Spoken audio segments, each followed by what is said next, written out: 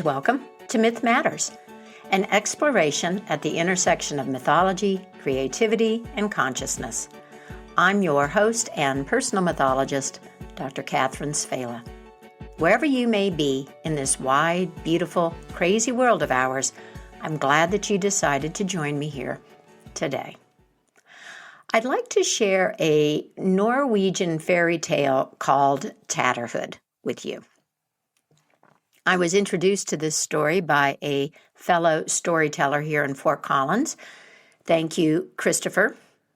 As is the case with most fairy tales, there are a number of variations of this story around. I will share a link to an online source of the story as it appears in early collections of Norwegian tales. That's the one that I used as my jumping off point.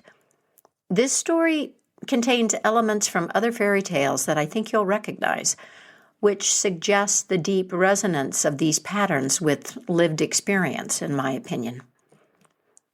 Tatterhood has me thinking about where we look and who we listen to when we're searching for orientation, answers, or fruitful possibilities in times of change. When the metaphorical kingdom, inside or outside, has lost its fertility and capacity for regeneration.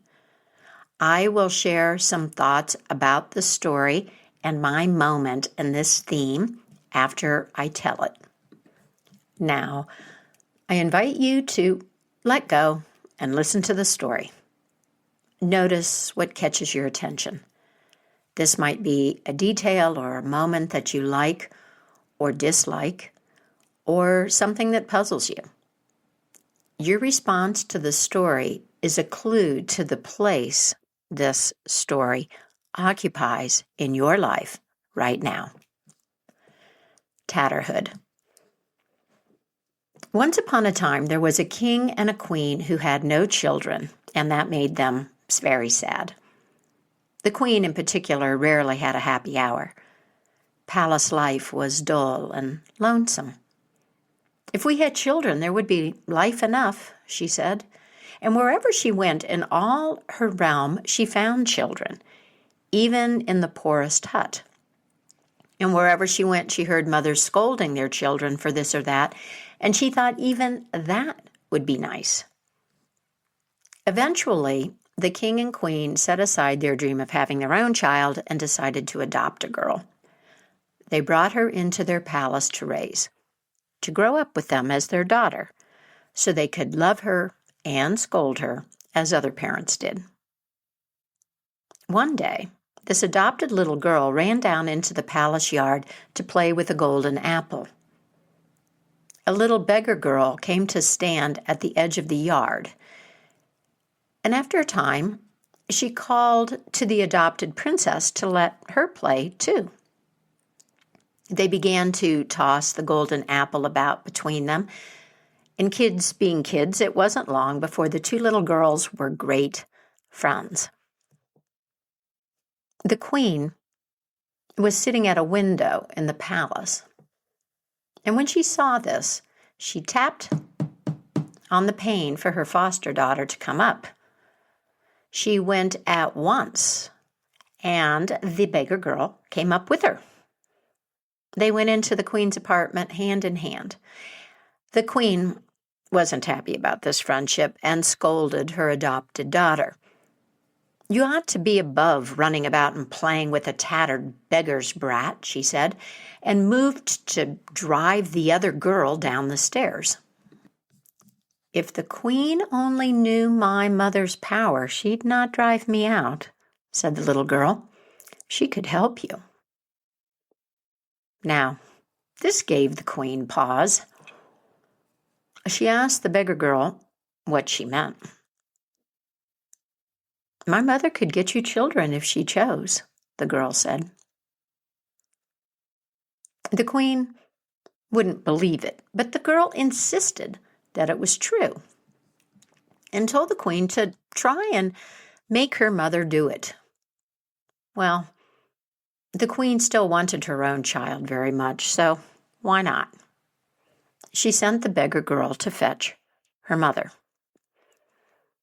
An old beggar woman came into the queen's chambers with the girl. "Do you know what your daughter says?" the queen asked.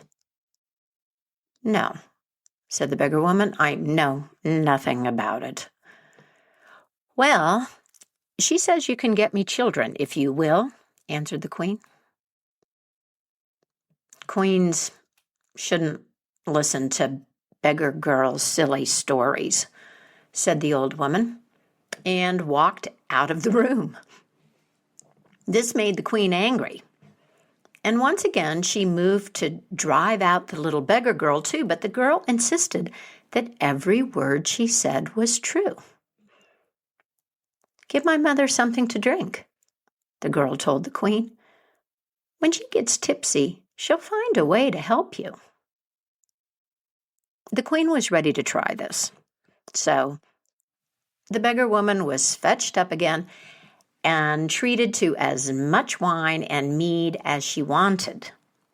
Before long, she was a bit drunk, and the queen asked her about help with children again. "Perhaps I know one way to help you," said the beggar woman. "Your Majesty must make them bring 2 pails of water some evening before you go to bed. Wash yourself in each of them, and afterwards throw the water under your bed. When you look under your bed the next morning, 2 flowers will have sprung up, a beautiful one and an ugly one. Eat the beautiful one, but leave the ugly one alone. Be careful not to forget this last piece of advice." Well, the queen followed these instructions. She had the water brought up in 2 pails, washed herself in them, and emptied them under the bed. And sure enough, when she looked under the bed the next morning, there stood 2 flowers. One was ugly and foul and had black leaves, but the other was so bright and fair and lovely, she had never seen anything like it, so she ate it up at once. But the pretty flower tasted so sweet that she couldn't help herself, and she ate the other one too, for she thought, well, I'm sure that it can't hurt or help me much either way. 9 months later, the midwife was called and the queen gave birth. But whoa, the midwife recoiled in surprise when a little girl emerged with a wooden spoon in her hand and a goat. This daughter began riding around the room on her goat, waving the wooden spoon and crying, "Mama, Mama," in a loud, lusty voice. A tattered hood covered most of her face. What was visible wasn't too pleasing. All in all, this daughter was quite unexpected. And the queen cried out, "God help me, if I am your mama, I will mend my ways." "Oh, don't be sorry," said the girl on the goat. "The one who will soon come after me is better looking." Then the queen gave birth to a twin, another girl who was so beautiful and sweet and lovely that the queen was very pleased with this princess. They called the elder twin Tatterhood because she was so strange and ugly and always wore the tattered hood. She continued to ride her goat and wave her spoon and loved to play hard and cause a ruckus. The queen could hardly bear to look at her, and all of the nurses tried to keep the girls apart, but Tatterhood and her sister loved each other and would not be separated. And so they grew up together. One Christmas Eve, when they were half grown up, there arose a frightful noise and clatter in the hallway outside the queen's apartment. Tatterhood asked what was making such a noise outside. "Oh," said the queen, "it isn't worth asking about." But Tatterhood had to know and wouldn't stop asking until she found out all about it. The queen told her it was a pack of trolls and witches who had come there to celebrate Christmas. Tatterhood said that she would just go out and drive them away. The adults in the palace argued and begged with her to leave the trolls and witches alone, but Tatterhood just had to go out and drive them off. Before she went out, she told the queen to be careful.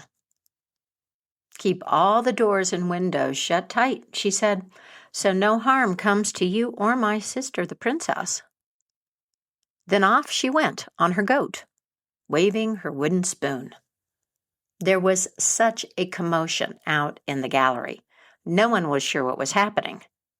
The whole palace creaked and groaned as if every joint and beam were going to be torn out of its place, and somehow or another, one door opened a little bit, and the lovely princess peeped out to see how things were going with Tatterhood. She put her head a tiny bit through the opening. The trolls and witches were running away, and the battle was essentially over, but pop! Up came an old witch who, quick as a wink, whipped off the lovely sister's head and stuck a calf's head on her shoulders instead. The princess ran back into the room on all fours and began to moo like a calf. When Tatterhood came back and saw her sister, she scolded them all and was very angry because they hadn't kept better watch on her sister. But I'll see if I can't set her free, she said. The king and queen had no idea what to do. Give me a ship with a full set of sails and a good load of stores, said Tatterhood, and my sister and I will find her head. The king agreed and started to organize a captain and sailors to help, but Tatterhood insisted that she and her sister sail alone. Once again, there was no holding her back, and at last they let Tatterhood have her own way. Tatterhood and her sister sailed off. She thought she knew where to go and steered her ship right up to the land where the witches lived.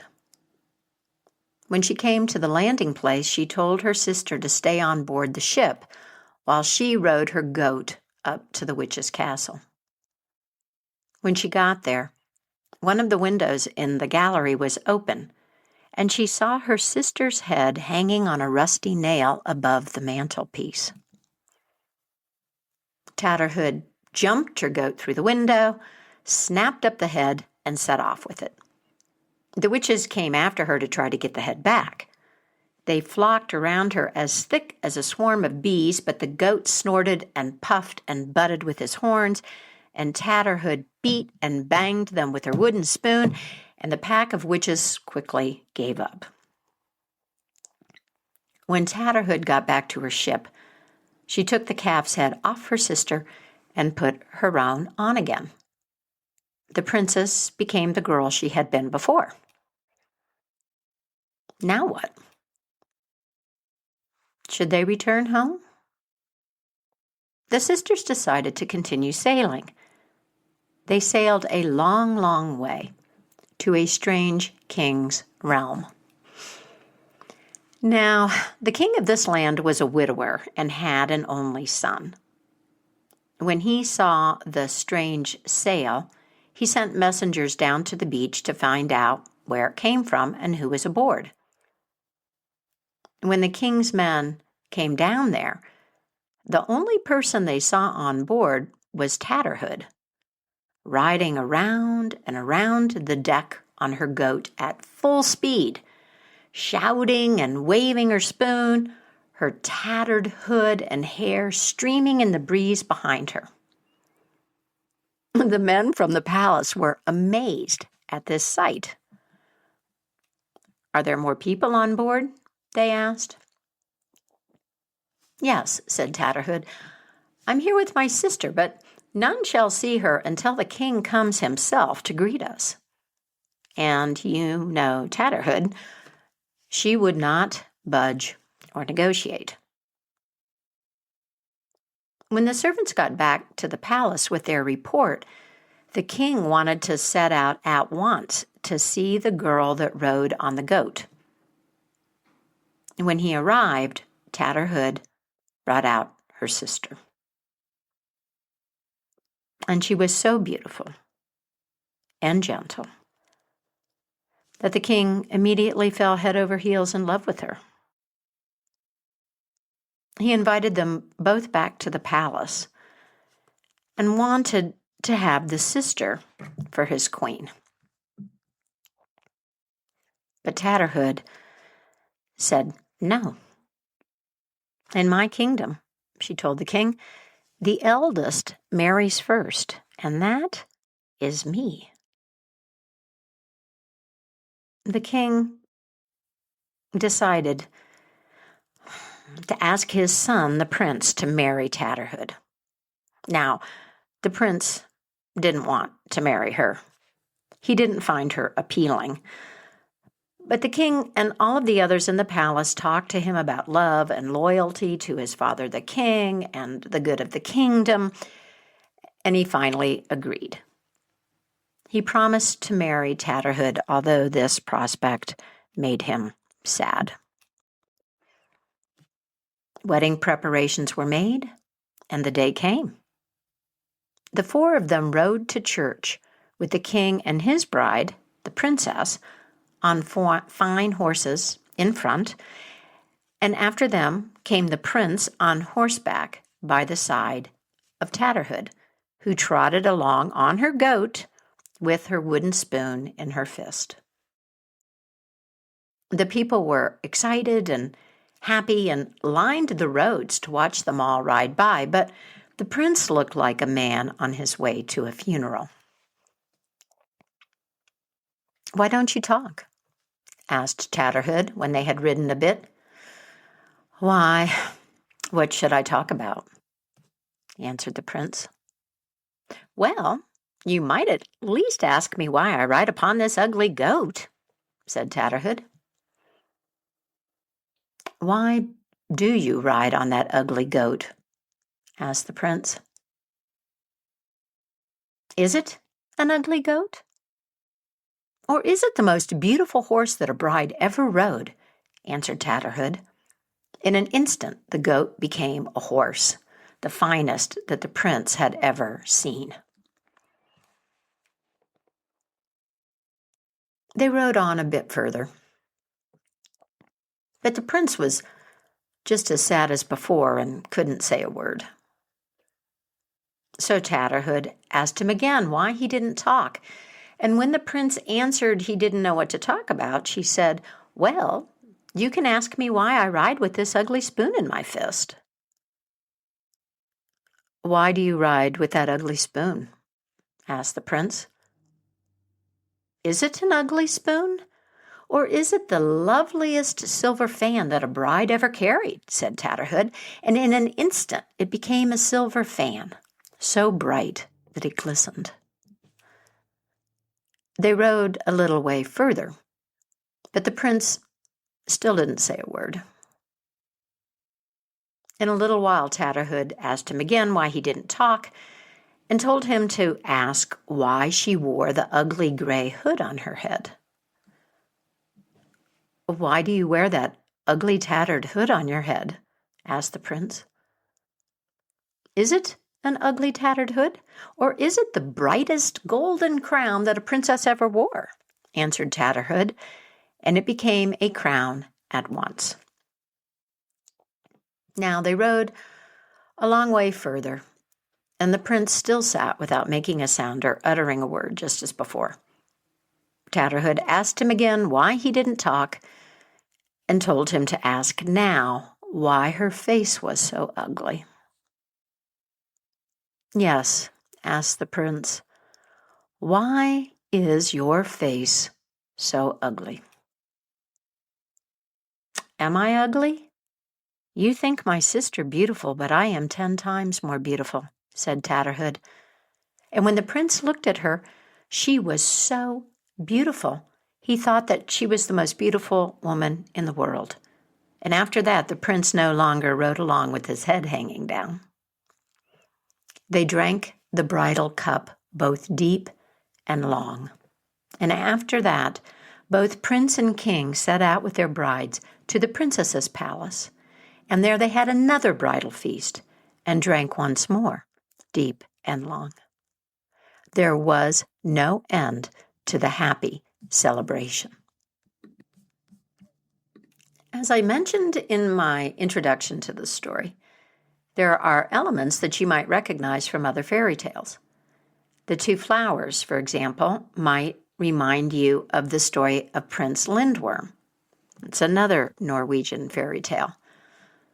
The exchange between Tatterhood, a presumably unattractive young woman with agency, however, and a strong sense of her self-worth, and the prince who was asked to marry her, might call to mind the Arthurian story of Sir Gawain and Lady Ragnell. I wonder about connections like this. Do storytellers reuse bits merely because they seem like useful devices, or do these images and figures compel us for another reason? Who knows? In any event, what I notice about Tatterhood and many other stories is how often the necessary catalyst to move everything forward appears on the periphery, at the edge of town or the forest, beyond the walls, around the castle and the manicured courtyards. On the other side of a material threshold or some type of division that we hold, like the gap between rich and poor or civilized and wild. This has me thinking about the significance of what lives on the edges of our established order, what appears, what it can signify, and how the value and meanings of these margins and what lives there change over time. In stories and in life, what steps out at the edge of the dark forest is first experienced by many people, if not all, as a disruption, trouble, the sudden presence of something or someone that isn't where they belong, that often causes folks to squirm in their seat or avert their eyes. The question that falls into a conversation like a rock in a well, plop, and sends ripples into the silence that follows. What emerges from the margins can be something that has been marginalized on purpose, deliberately exiled or ostracized by the mainstream, or it may belong to the margin because that's its natural home. I'm thinking here of creative acts that involve edges, or people, creatures, or ideas that can't be fully civilized without losing their identities. These appearances on the periphery initially signify trouble and upset to the established order. They are out of their assigned place, and in breaching the boundaries, they become a catalyst for change. What appears on the periphery is important to our stories, personal and cultural, because this keeps the plot moving. These figures and forces inject breath into what would otherwise become a static situation, moribund. They stimulate action in stuck and stale situations. These appearances from the margins can repeat and multiply in a story. For example, in yet another Norwegian fairy tale, Valamon the White Bear King, the first incursion from the margin is a powerful dream, a visitation in the space between the deepest of sleeps and waking. The dream plants the image of a golden wreath in the mind of a princess, and the desire she has to find it is yet another visitor that emerges from the edge of her consciousness. Then she meets a mysterious white bear in the forest. Then the white bear comes to the palace. A creative energy that previously lived in some other realm appears on the edges and moves closer and closer and closer to the civilized order of the everyday until finally the princess leaves with it.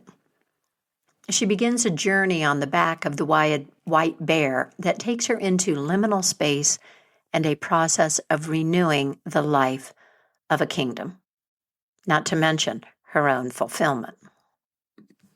Repeated appearances from the periphery are a central feature of Tatterhood as well. The beggar girl and her grandmother live outside the manicured gardens and protocols of the palace. Like the white bear, they are drawn close by a golden object, a symbol of eternal value, and step in to the story. The magical flowers grow beyond the bounds of the cultivated garden.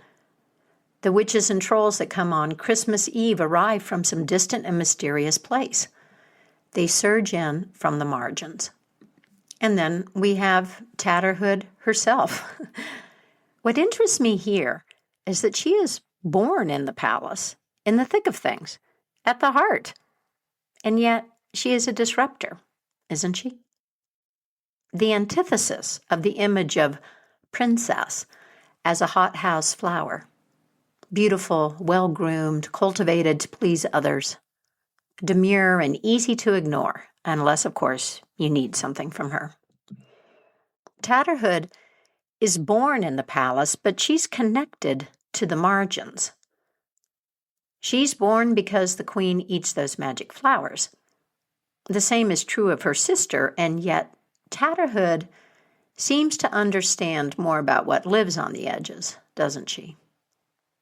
Neither of these girls is afraid of adventure, but Tatterhood knows where to find the witches who steal her sister's head, and, notably, she fights with them at the palace and manages to keep her own head on her shoulders. You know, Tatterhood could have stayed inside the palace with the others and waited for the witches to leave. She insisted on fighting them. Is it possible that she instigated the loss of her sister's head and put the entire adventure into motion? I've encountered versions of this story in which the king is more of a character and active presence, and where the antipathy of the queen or the king and the queen towards Tatterhood is downplayed or removed from the story. In these versions, the longing for a child is a shared dream, and the disappointment at childlessness is a shared sadness. The queen isn't alone and perhaps lonely in it, as she is in this version. And in those other stories, Tatterhood's parents love her despite her strangeness. I think these variations are creative reworkings that reflect some of the more positive aspects of our cultural evolution, while keeping the mystery of Tatterhood herself and the dynamics of her story intact. I like them a lot.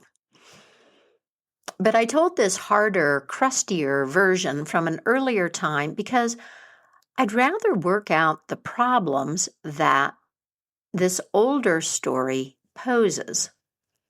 And honestly, the antipathy and the desire to reject Tatterhood because she's judged to be ugly and strange feels accurate and useful to explore.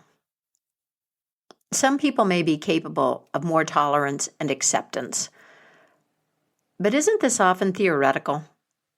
The position that we'd like to think that we'd assume if we were ever challenged to stretch ourselves when it doesn't cost us too much?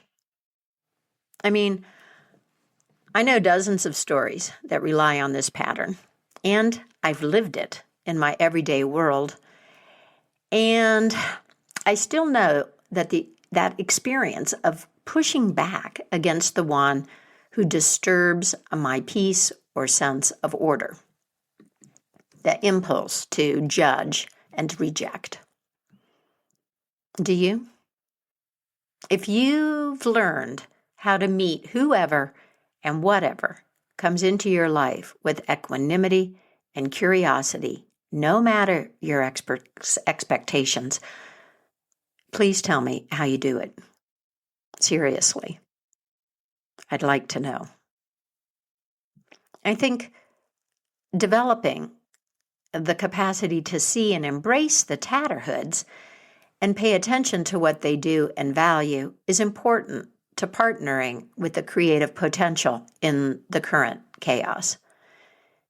In this story, the disruptor, the catalyst for change, is a girl, and the problems seem to be her beauty and appropriateness, the type of thing that many of us are tired of debating and judging. But a Tatterhood can be lots of different things, take many different forms. A story or an idea can be a Tatterhood, an emissary from the edges that brings something essential to the renewal of the kingdom right into the center of the sterile old palace.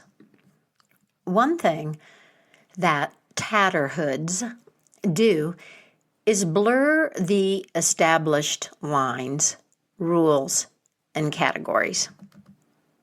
You thought this is what a princess is like? Well, look at me. I am also a princess. This blurring can lead to useful questions. Questions like, do we need this line, this rule, this definition, this category at all? And if so, can it be more flexible, more accommodating to the gray areas that clearly exist? And if this line or category has exhausted its usefulness, let's not hold on to it any longer. I want to share a few thoughts on the specific symbology of Tatterhood's iconography, her goat, wooden spoon, and tattered hood. But first, it feels important to note that she came into the world with these attributes as this lively, precocious, brave, and fiercely loyal little girl. And if her presence upsets the sterile kingdom, one that couldn't produce life without a bit of magical advice from another edge dweller, the old beggar woman and her daughter, well, so be it, right? The kingdom obviously needed some shaking up, some new life. So many fairy tales begin with a kingdom that has a problem like this, a kingdom that needs a new king or queen, an infusion of creativity, wisdom, feeling, and life.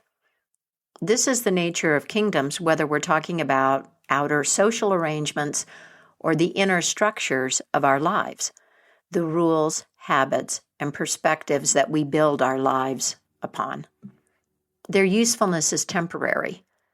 We change and the world changes, and the kingdom must be renewed. Now, onto the specific imagery. The goat is associated with wild nature and domestication, so maybe the goat embodies a type of edge. Goats are curious and hardy. They make use of everything. The males are associated with virility, something that has been demonized by the puritanical and others who are afraid of the fecundity of the natural world. Females are symbols of nurturing mothers. Goats have an exuberance and a lack of self-consciousness that is mirrored in the personality of Tatterhood. As for Tatterhood's wooden spoon, the symbolism here is a bit more mysterious. In one version of this story, the spoon turns into a wand, and there's a similarity in their shapes. A spoon is associated with kitchens and food and nourishment and care. And someone with the spoon can really stir things up. Why does it turn into a fan? Maybe Tatterhood is done stirring things up for now, and the language of the fan, of courtship and play, is needed. And then there is the tattered hood. A tattered hood suggests hiding, covering. It also reminds me of the veil of mystery that covers the face of the great goddess and other holy ones who know secrets and have powers that shouldn't be seen at their full force, in full face, by the uninitiated or the unworthy. Now, what about the end of the story? I've said all of this about margins and disruptions and the value in that, and yet in the end, Tatterhood is beautiful and married to the prince. Is this a capitulation? A reversal of the message that leads us back to the same old, same old. Be beautiful after all and get married. Be accepted. What do you think? Does this story end on a familiar and disappointing note? I'll share a few thoughts about that question. But first, let's pause to welcome new email subscribers to Myth Matters. Jose, Audrey, Saydev, Teresa, India, Jennifer, Kiri, Judith, Monica, Vinny, Nathan, Rosa, Kimberly, Beck, Laurie, Kristen, Simone, Eddie, Sharon, Phoenix, Rhonda, and Alex. Welcome to Myth Matters. If you're new to Myth Matters, I invite you to head over to the Mythic Mojo website, where you can join the email list if you would like to receive links to new Myth Matters episodes in your inbox. You'll also find information about the Mythic mentorship and creativity coaching that I offer, and a couple of upcoming events. Stewarding the Emergent is an online conversation coming up on March 12th. And there's Psyche's Quest, a weekend workshop for women to explore the heroine's journey. Psyche's Quest is a deep dive into the trajectory of your life journey and its significance. We'll work with the ancient Greek myth of Psyche and Eros using a range of time-tested tools like journaling and meditation and artwork. This workshop is April 24th to 26th in Woodstock, New York. I really love this exploration, and I'm excited to offer it this spring. It feels necessary, and it's part of my ongoing collaboration with the Greater Mysteries Project. If you've been listening to this podcast, then you've heard me mention Greater Mysteries before. Greater Mysteries is an exploration of the cycle of transformation, weaving music, myth, ritual, and community. It's a collaborative effort led by singer and composer Kelly Scarr, and I'm pleased to be part of it. If you are in proximity to the Hudson River Valley, or you could be, I invite you to take a look at all of the spring offerings of the Greater Mysteries Project, which are taking place mid-April through May 1st. I'll post the link to further details and registration for Psyche's Quest with this transcript, along with the link to Greater Mysteries and the entire menu of offerings for this season of rebirth. What are you dreaming into being? What wants to be born through you? Many thanks to the Patreon patrons and supporters of Bandcamp for their financial and energetic support of Myth Matters. I want to give a shout out to Stephen, Catherine, and Kelly for their ongoing support of the podcast. Thank you, my friends. If you're finding something of value here and can afford to send a few dollars a month my way, that would be amazing. And if that's not in the cards for you right now, posting a positive review or sharing Myth Matters with a friend are other ways to share the love. Thank you for your support of Myth Matters.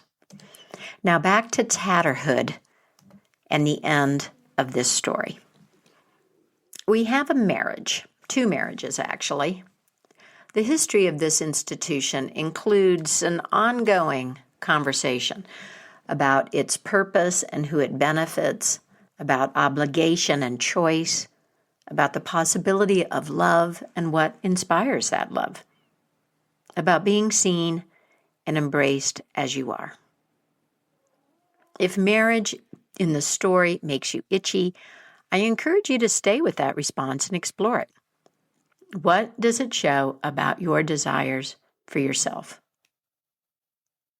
Marriage, in some form, is a universal arrangement that's connected to our evolving notions of the individual, what appears to be true about human beings and communities, about our psychology and the needs of persons and societies, the tension between conformity and creativity, stability and chaos, and what we imagine for ourselves, the ideals and visions of freedom and fulfillment that have changed over time.